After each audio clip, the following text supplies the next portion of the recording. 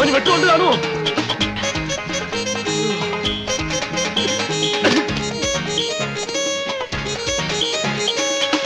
എന്റെ അമ്മ തള്ളക്ക് ഭ്രാന്താടാ. നീ അവിടെ കിടന്നെങ്കിൽ എല്ലാവരും വിളിച്ചെന്നിന് ആളുകൾ വല്ല ഓടിക്കൂടിയിരുന്നെങ്കിൽ നമ്മുടെ അഭിമാനം ഉണ്ടാവുമായിരുന്നു. നിനക്ക് അഭിമാനമാണല്ലേ പ്രശ്നം?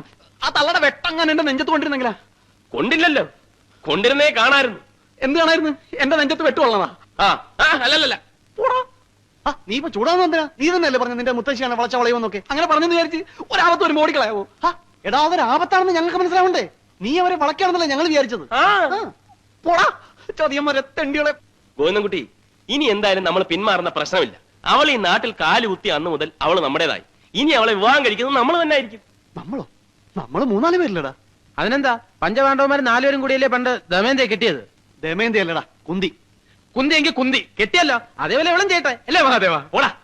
നമ്മളെന്ന് പറഞ്ഞാൽ നമ്മളെ 4 പേരെയും കൂടെ കെട്ടാല്ല, ആരെങ്കിലും ഒരാളെ. ആ ഒരാൾ ആരാണെന്ന് പറ.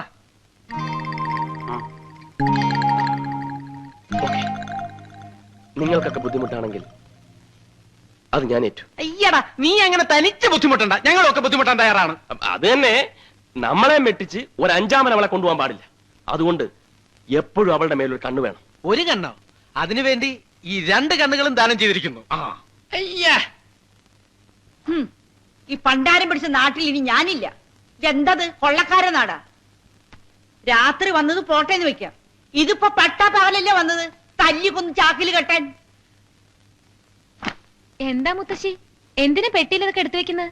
എനിക്കേ എന്റെ ജീവനെ കൊണ്ട് എങ്ങനെയെങ്കിലും എന്റെ നാട്ടിലെത്തിയാ മതി. എന്താ മുത്തശ്ശി, കാര്യം പറ. ഓ, ഇപ്പൊ കാര്യം പറയാത്ത കുഴപ്പമുള്ളോ?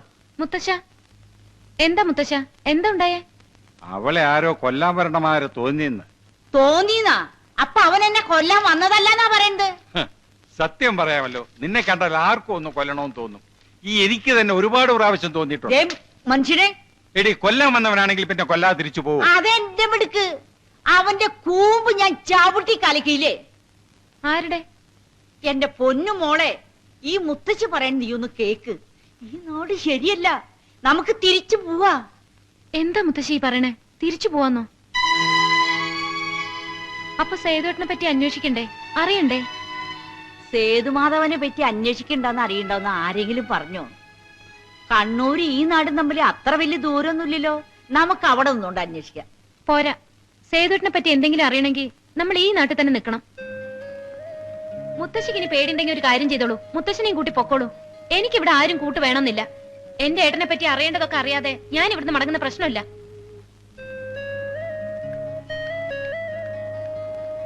എന്റെ സേതുമാധവ, നീ എന്തിനാ ഈ നാട്ടിൽ വന്ന് താമസേ? മനുഷ്യര് തീ തീറ്റിക്കാനോ?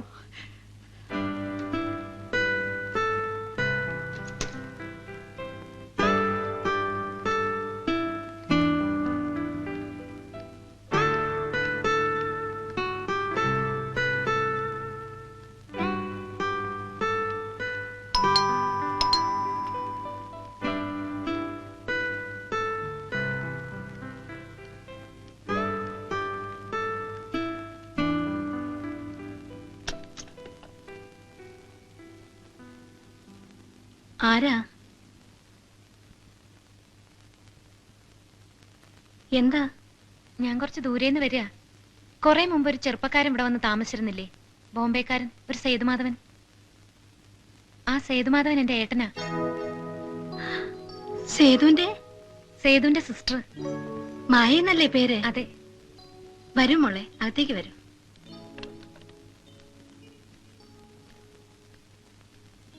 എപ്പോഴാ വന്ന ബോംബെന്ന്? 2-3 ദിവസമായി. തനിച്ചാണോ പോന്നേ? കണ്ണൂർ വരെ തനിച്ച്. അവിടുന്ന് ഇങ്ങോട്ട് മുത്തശ്ശനെയും മുത്തശ്ശിയും കൂട്ടി. എന്താ വിശേഷിച്ച്? ഒന്നുമില്ല, സേതുവേട്ടൻ താമസിച്ചിരുന്ന നാടല്ലേ, അതുകൊണ്ട് കുറച്ചുനാൾ ഇവിടെയും കഴിഞ്ഞിട്ട് പോവാന്ന് വെച്ചു. മോൾ ഇരിക്ക്. അമ്മച്ചി എനിക്കൊരു ഉപകാരം ചെയ്യണം. ഇത് സേതുവേട്ടൻ ഇവിടെ ഉണ്ടായിരുന്നപ്പോ എനിക്ക് എഴുതിയ ഒരു എഴുത്താ. ഇതീ പറഞ്ഞിരിക്കുന്ന ആളെ അമ്മച്ചി അറിയോ?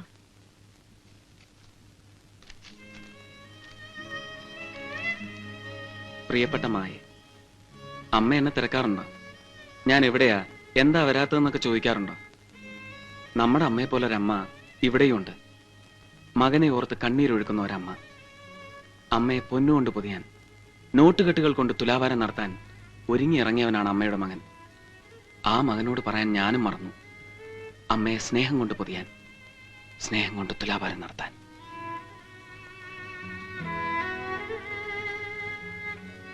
സേതു ഈ എഴുതിയിരിക്കുന്നതൊക്കെ ഞങ്ങളെ കുറിച്ചാ, എന്നെ എന്റെ മോൻ ആൻഡ്രൂസിനെയും കുറിച്ച്. എന്താ മോളെ? ആൻഡ്രൂസ് ഇപ്പൊ എവിടെയുണ്ട്? ബോംബെയില്. മോള് കണ്ടിട്ടുണ്ടോ അവനെ? ഇല്ല. എങ്കി വരൂ, വരൂ മോളെ.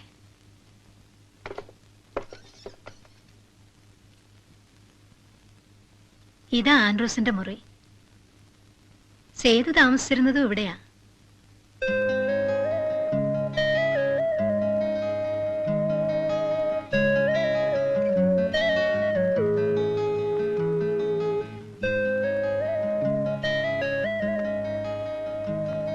ഇതാണ് എന്റെ മോൻ ആൻഡ്രൂസ്.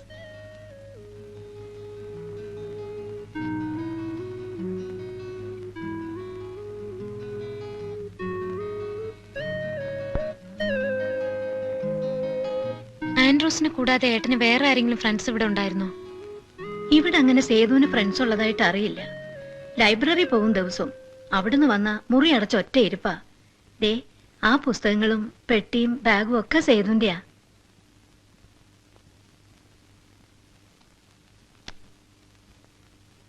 പോകുമ്പോ ഇവിടെ വെച്ചിട്ട് പോയതാ. എന്തും പറഞ്ഞ സേതുട്ടൻ ഇവിടുന്ന് പോയത്? ഉടനെ മടങ്ങി വരുമെന്നും പറഞ്ഞ്.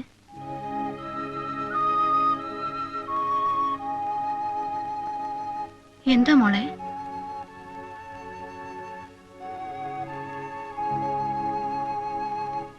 സേതു ഇവിടുന്ന് അങ്ങോട്ട് വന്നില്ലേ?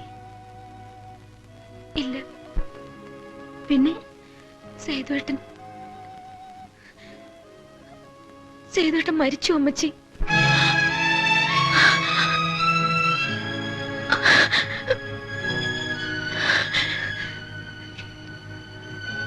ആത്മഹത്യയായിരുന്നു. ഇപ്പോ 1 വർഷം തികയാൻ പോണു. എന്തിനാ മോളെ, എന്തിനാ സേതു അത് ചെയ്തത്? എനിക്കും അത് തന്നെ അറിയേണ്ടത്. എന്തിനാ എന്റെ ഏട്ടൻ ആത്മഹത്യ ചെയ്തതെന്ന്.